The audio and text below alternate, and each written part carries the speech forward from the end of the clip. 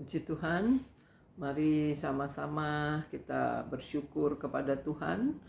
Kita akan belajar lagi firman Tuhan pada saat ini.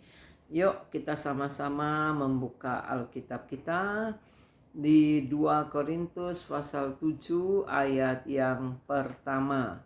Ya, kita baca bersama-sama ya. 2 Korintus pasal 7 ayat pertama. Baik, kita baca. Saudara-saudaraku yang kekasih, karena kita sekarang memiliki janji-janji itu, marilah kita menyucikan diri kita dari semua pencemaran jasmani dan rohani, dan dengan demikian menyempurnakan kekudusan kita dalam takut akan Allah. Puji Tuhan. Diberitahu kepada kita yang dikasihi Tuhan, karena kita ini memiliki janji. Sekarang ini setelah kita menjadi anak Tuhan, kita ini memiliki janji. Ya, siapa yang pernah memberi janji? Siapa yang pernah janji? Nah, masalah janji dalam hidup kita ini seringkali umpamanya kita janjian ya, nanti kita ketemunya di sini jam begini gitu ya. Nah, dan ini kalau janji itu harus kedua belah pihak. Sama kalau sebagai ibu kita suka janji sama anak-anak kita, cucu kita, kamu belajar baik ya, nanti kalau kamu dapat nilai baik, nanti kamu dikasih ini. Nah gitu ya. Nah, yang menerima janji itu harus juga menepati janji. Jadi bukan hanya yang memberi janji, tetapi yang menerima janji itu pun harus menepati ya. Nah, begitu juga kita dengan Tuhan.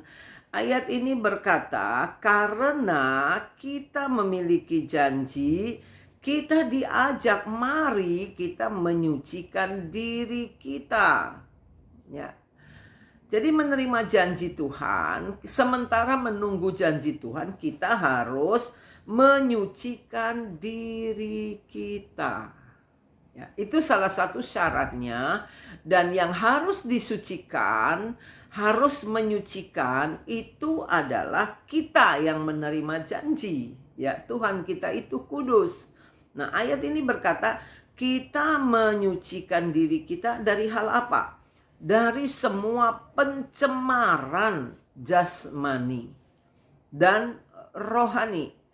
Pencemaran jasmani ya contoh ya, dari cara kita bersikap, dari cara kita ngomong, dari cara kita berpakaian, berpenampilan ya, yang tidak senonoh, yang tidak baik ya.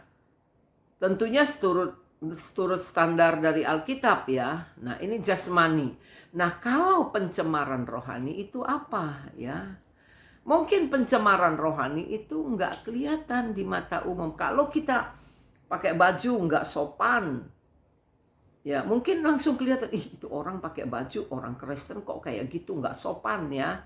Nah, tapi kalau pencemaran rohani, itu seringkali nggak kelihatan.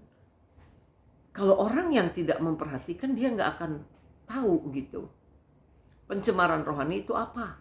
Umpamanya, gampang tersinggung, sakit hati, kepahitan, menyimpan kesalahan orang lain, ya, dan menyesal berbuat baik kepada orang yang salah. Nah, ini ya, kadang kita nyesel saya nolong dia, nyesel saya berbuat baik kepadanya. Ternyata saya baik sama dia, dia curang, nyesel saya. Jangan menyesal berbuat baik terhadap orang yang salah. Ya, itu akan menunjukkan siapa diri kita dan siapa orang itu. Ya, jadi kalau kita sudah berbuat baik, jangan menyesal. Saya sudah lakukan. Kalau toh dia jahat, dia nggak baik sama saya, itu urusan dia dengan Tuhan. Tapi bagian saya sudah kerjakan hal itu. Ya, ini karena waktu kita terbatas sekali ya. Jadi pencemaran rohani adalah iri hati contohnya.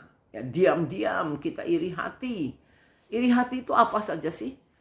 Kalau kita tidak suka dengan kesuksesan orang lain, hati kita tidak turut senang dengan orang lain yang berhasil, itu bentuk iri hati yang tersembunyi, ya. Jadi kita mau belajar untuk terus menyucikan diri kita. Oke ya, saya terbatas sekali karena waktu. Jadi marilah kita menjaga hati kita dari pencemaran jasmani dan pencemaran rohani. Menyimpan kesalahan orang, kecewa, ya, mengharapkan manusia orang lain menolong kita, ya, dan tidak suka kepada orang yang tidak menolong kita. Nah, itu ya.